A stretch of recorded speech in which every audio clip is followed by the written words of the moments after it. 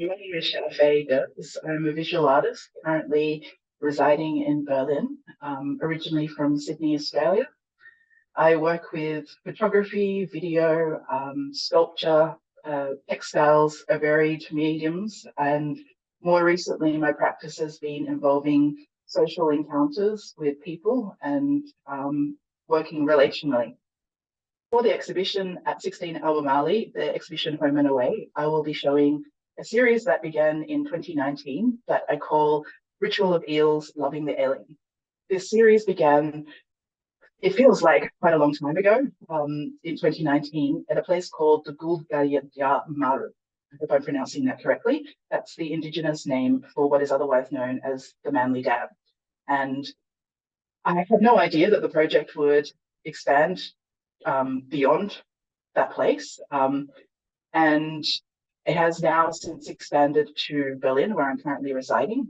But it's a very long story, and I'll try to describe the actual works. So what you will see in the gallery is a series of portraits, and these are portraits of people who have partaken in the ritual of eels, which is an activity where I invite strangers, family, friends, acquaintances to join me in the so-called greenery, landscape, uncultivated landscape, and sometimes parklands to perform as an eel in the greenery.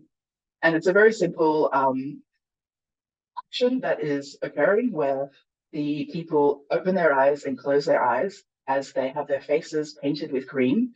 And what happens is that we share some food. Usually I prepare some Taiwanese or Chinese marinated eggs, and we eat that as well. But the first time it started, it was a spontaneous invitation to come to the Gulgaldja Maru, which is also known as the grass tree pathway at Manly Dam. And unexpectedly, about 30 people came to the picnic. My family was cooking a big Chinese barbecue, and everybody, people that didn't even know each other, all participated in this collective activity of painting themselves various shades of green and then getting into the pond and performing as a group as eels. It was quite a magical experience, and I think that's partly why I decided to continue it when I arrived in Berlin, when I came here to do a 1 year long residency at the Kunstlerhaus Britannien. And I had no intention of extending the project, but then I realized that it was such a fun experience of a way to connect with people that was beyond maybe other avenues, such as, typical conventional avenues like, work or study. And in some ways, it was a way to make friends in a place that I wasn't that familiar with. So in the gallery, what you see is a series of portraits. Each is a diptych where there's an image of that person with their eyes open and one with their eyes closed. And in the gallery, there's only a few examples, but in actual fact, now, over the years, despite COVID and social restrictions, I've photographed maybe 130 people altogether. So a video performance. So not only are they as still photographs, which, by the way, I photograph all on analog film in medium format, which gives you a little bit of insight to the slower process that's involved. It's not instant digital. It requires a certain amount of attention in the methodology of taking photographs and being present also to people when we're doing this performance. So the other element is the video, which is a loop of the various places that have extended from the grass tree pathway, the Gulgajia Maru, and now to have included places like the Volkspark Hassenheide, which you will see in Home and Away, which is a people's park in Neukölln-Kreuzberg in Berlin. And I've also done these events or rituals in places like Lanzarote, the Canary Islands, and various other places. So it could keep going. And I think, I would stop, but people keep asking me whether they can participate. And in reality, I have no need to do it, but it seems a valuable experience for those people that participate. So also in the exhibition, you will see sculptural work, one work which is called I don't also not sure how to pronounce this, more, which is the Japanese pronunciation, which is otherwise in Chinese wu, which means without. And what this is an actual cast bronze tongue. It is a cow tongue, which I can't pronounce the German, but it's something like Rinderzunge. People just make fun of me when I try to speak German. So it's, which is kind of because the work is about language and those kind of slippages and rifts that occur between what is said and unsaid. And I think that's something on a poetic level that I'm also trying to suggest with the simple action of people opening their eyes and closing their eyes. On a very basic level, yes, you could say it's about inner and outer worlds, but for me, in a sense, it also refers to a sense of a pause or full stop between a world coming into being and a world going out of being, and those kind of lines of between understanding and not understanding, or between illumination and the unknown, and the complexities of that, not necessarily in some vast mystical sense, but in terms of an intimate sense between one person and another, between one culture and another, and what we may or not be able to understand between each other. So I think, when I began this project, it came out in a very spontaneous way.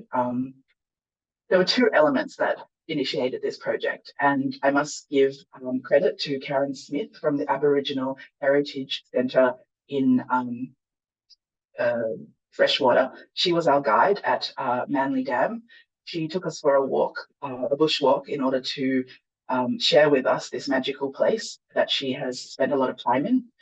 And, it really struck me that this is a place with ancient memory, with years of memory, but with not necessarily stories that are apparent. And that became clear when I asked her the question of what are the stories of this place, her response was, there are none, they've all been killed. And to me, this really reflects on multiple levels between what can be shared, what has been silenced, and who has the capacity to share that, and who has the capacity to listen or even, respect that silence in many cases. So here we are talking about certain opacities, certain unknowns, and I really wanted to give respect to that in the sense of sometimes there are shared unknowns, but we can't necessarily articulate them in a verbal or linguistic sense. In my practice, it's something really important to consider other senses, or visually, how can we, not just visually, could be sensorially, could be olfactory, because I did actually produce a scent of the Australian bush when I was in Berlin as my memory of lost songs of the Australian bush. It just made me think about how difficult it is to recreate that memory and how subjective it is quite literally something that we use to make sounds with, and it is a cow tongue. So I want to kind of also reflect that the work, even though I'm speaking with a certain level of gravity to this spoken or unspoken silence, that there is a very much a humorous element to the work. And I hope to think that the work straddles that line between a certain gravity and a certain lightheartedness. I guess the last thing I could say is that the eel is a fascinating creature that has significance for many cultures. Certainly there is stories that are told around the Manly Dam about eels, but I think the thing is that, because it's something difficult to say, because some stories are not necessarily able to be scientifically proven. And what does that mean in that case for these stories? And I mean that on a couple of different levels. For example, I mentioned that the eel is a mysterious creature because, and please look up the eel and where do they come from? Because to this day, eels have eluded scientific knowledge, because for so long, people don't know how they procreate. So for me, this is like a magical creature of unknown, like almost a creationist story of how we don't know where we really all began. And without me giving you a full lesson on the magic of the eel, I can just tell you, particularly for the European eel and the American eel, European eel, which is called the Anguilla anguilla, it actually travels more than 7,000 kilometers from all the way from the North European Sea all the way to the Sargasso Sea, which is otherwise known as the Bermuda Triangle. And that's apparently where it procreates. The title of the work has two kind of sides to it, one which is Ritual of Eels, and the other which is Loving the Alien. And I have to admit, even though there's a lot of depth and thinking to the project, when I'm actually working on a project, I have to say that it does feel like inspiration comes from somewhere I don't know. And to be honest, why I called it Loving the Alien was, you could say, somewhat mundane in the sense that how it initiated. Because when I had the initial picnic where I invited family and friends to come, I kept having the earworm in my head, which was David Bowie's song Loving the Alien. And so it just seemed apt. But, it's always in hindsight that I start thinking about the different poetics there. And, the alien for me is certainly the other, the foreigner. So it's also a reflection of potentially loving that foreigner within oneself, but also in the other. And I guess because acknowledging that we are in many ways separate to each other, but I think the project tries to straddle, for want of a better way to say it, that line between that foreignness and that connection, without necessarily making any assumptions about that. Because I think, even in the most familiar places, it can feel like we're not at home. And it can feel that amongst so-called family, we are complete aliens. I think we can all experience that.